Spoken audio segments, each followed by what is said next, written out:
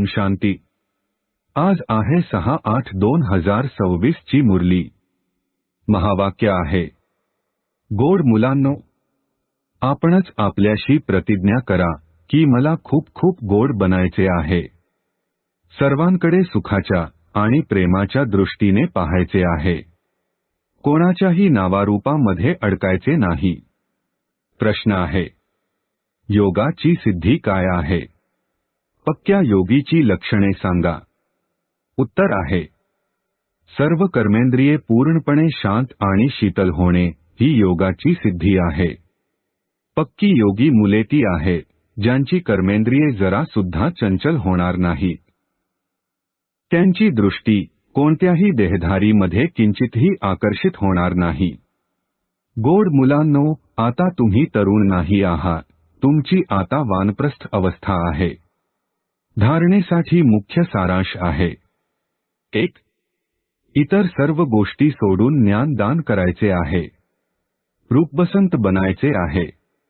आपल्या अवगुणांना काढून टाकण्याचा पुरुषार्थ करायचा आहे। इतराकडे पाहायचे नाही। 2. आपला स्वभाव अतिशय गोड बनवायचा आहे। सर्वाप्रती प्रेमाची दृष्टी ठेवायची आहे। कोणालाही दुःख द्यायचे नाही।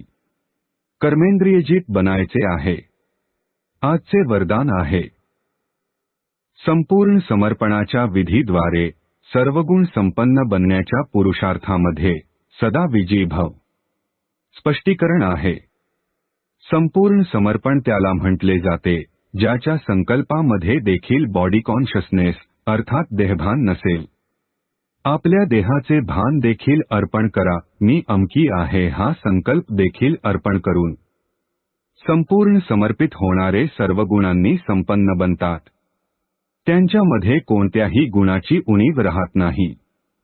जे सर्व काही समर्पण करून सर्वगुण संपन्न अथवा संपूर्ण बनण्याचे लक्ष्य ठेवतात, अशा पुरुषार्थींना बापदादा सदैव विजयी भवचे वरदान देतात।